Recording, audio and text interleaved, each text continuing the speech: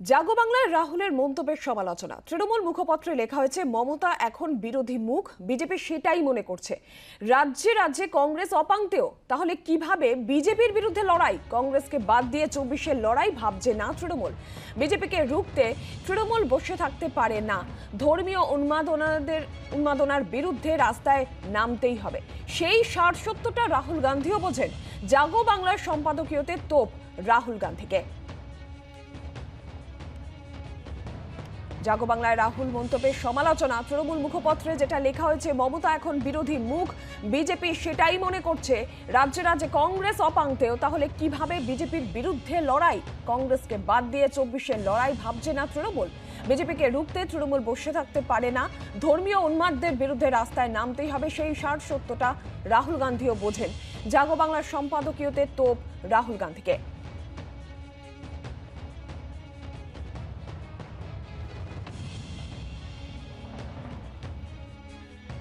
জাগো বাংলার সম্পাদকীয়তে তোপ রাহুল গান্ধীকে। রাহুল গান্ধীর যে মন্তব্য, তার পরিপ্রেক্ষিতে জাগো বাংলার সমালোচনা রাহুলের মন্তব্যের।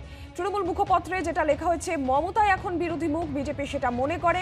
রাজ্যে রাজ্যে কংগ্রেস অপাংতেহ, তাহলে কিভাবে বিজেপির বিরুদ্ধে লড়াই? কংগ্রেসকে বাদ দিয়ে ২৪-এর লড়াই ভাবছে না তৃণমূল। বিজেপিকে রুখতে তৃণমূল বসে থাকতে পারে না। ধর্মীয় উন্মাদদের বিরুদ্ধে রাস্তায় নামতেই হবে, সেই সারসত্যটা রাহুল গান্ধীও বোঝেন। জাগো বাংলায় রাহুলের মন্তব্যে সমালোচনা। জাগো বাংলার সম্পাদকীয়তে তোপ রাহুল গান্ধীকে।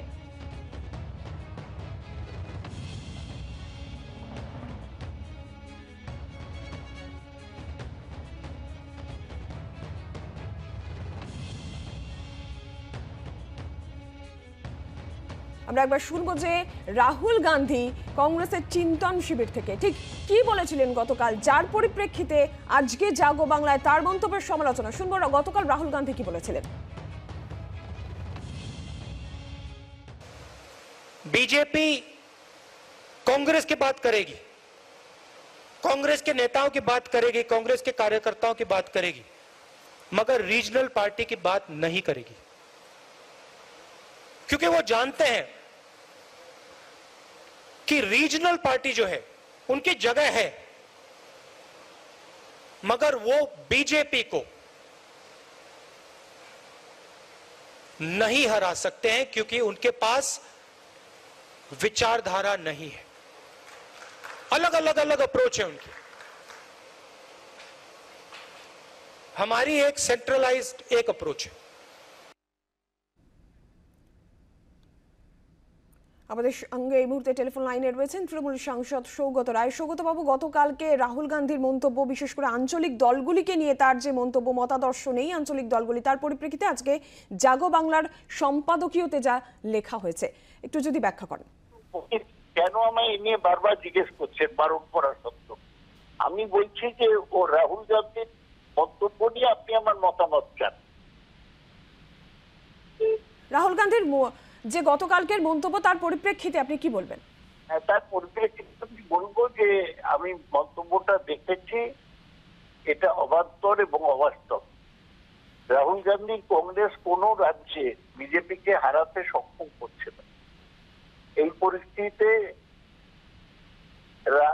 রাহুল গান্ধী দলের কর্মীদের মনোবল তুলে ধরার জন্য এই মন্তব্য করেছেন।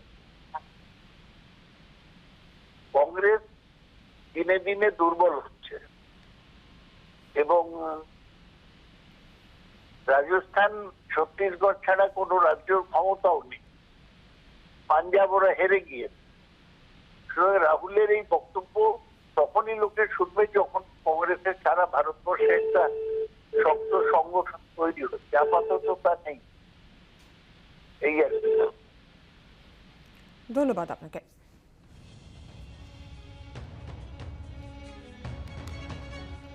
জাগো বাংলায় রাহুলের মন্তব্যের সমালোচনা। তৃণমূল মুখপত্রে লেখা হয়েছে, মমতা এখন বিরোধী মুখ, বিজেপি সেটাই মনে করছে। রাজ্যে রাজ্যে কংগ্রেস অপাংতেও, তাহলে কিভাবে বিজেপির বিরুদ্ধে লড়াই? কংগ্রেসকে বাদ দিয়ে ২৪-এর লড়াইয়ের কথা ভাবছে না তৃণমূল কংগ্রেসও।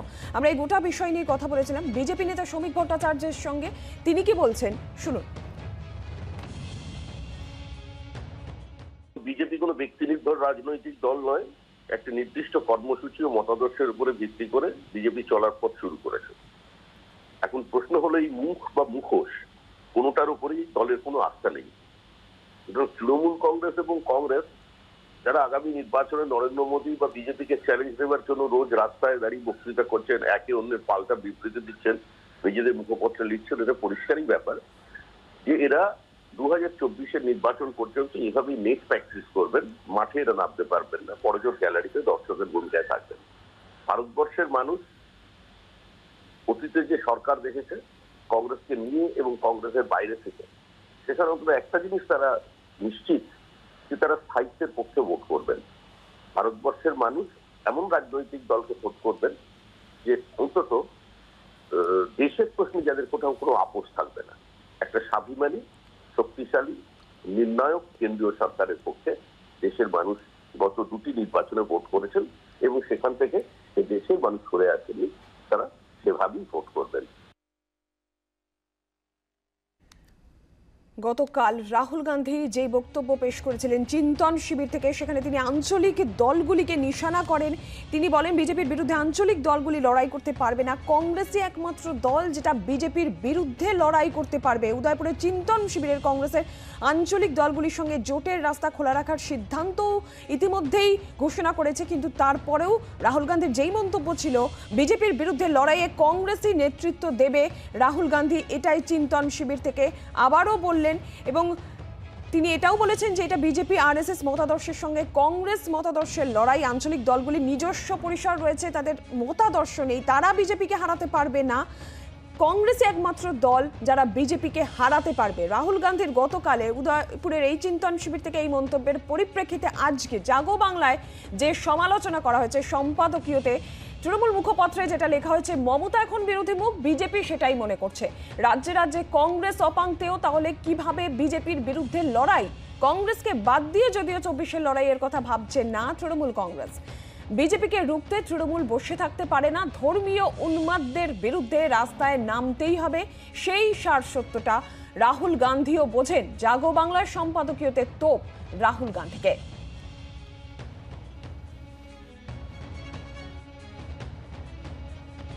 আমরা আরো একবার শুনবো গতকাল কংগ্রেসের যে চিন্তন শিবির, সেখান থেকে রাহুল গান্ধী এই গোটা বিষয় নিয়ে ঠিক কি বলেছিলেন।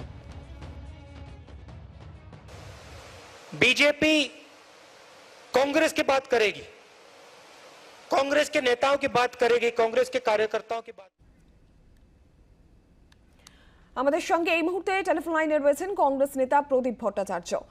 প্রদীপবাবু, গতকাল রাহুল গান্ধী যে মন্তব্য করেছেন আপনি নিশ্চয়ই জানেন, এবং তার পরিপ্রেক্ষিতে আজকে জাগো বাংলা তৃণমূল মুখপাত্রে বলা হচ্ছে যে রাজ্যে রাজ্যে কংগ্রেস অপাঙ্ক্তেয়, তাহলে কিভাবে বিজেপির বিরুদ্ধে লড়াই করবে বিরোধী মুখ মমতা? কি বলতে চাইবেন আপনি? বিরোধী মুখ হিসেবে মমতা লড়াই করুন, তাতে আমাদের কোনো আপত্তি নেই, কিন্তু ভারতবর্ষটা পশ্চিমবাংলার নয়, এটা জাগো বাংলাকে বুঝতে হবে। ভারতবর্ষের 136 কোটি মানুষের কাছে এখনো পর্যন্ত কংগ্রেসেই বিজেপির বিকল্প শক্তি। একটা পুকুরের মধ্যে বসে থেকে সেই পুকুরের ঘাটটাকেই যদি ভারতবর্ষের মহাসমুদ্রের ঘাট বলে মনে করে থাকি, তাহলে যেমন বিভ্রম হবে, জাগো বাংলারও ঠিক তেমনি বিভ্রম তৈরি হয়েছে।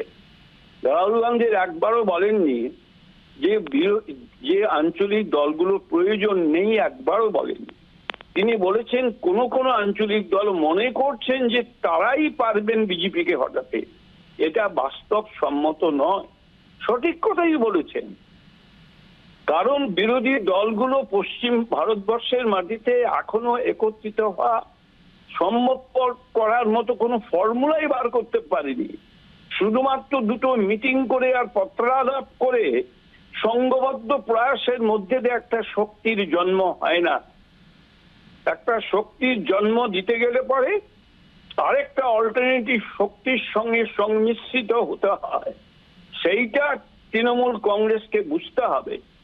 কেউ তৃণমূল কংগ্রেসকে ছোট করছে না, কিন্তু তৃণমূল কংগ্রেস যদি মনে করে কংগ্রেস অপাঙ্ক্তেয় আমরাই তৈরি হয়ে যাব, এটা এক ধরনের কি বলা যাবে, এক ধরনের মানসিক বিকলন ছাড়া আর কিছুই বলা সম্ভব নয়। আমি মনে করি এই সংকীর্ণতাবাদ ছেড়ে দিয়ে কংগ্রেসের মতো বিশাল রাজনৈতিক শক্তির সঙ্গে একত্রিত হওয়া দরকার। এইটাই আজকের দিনে আসুক প্রয়োজন।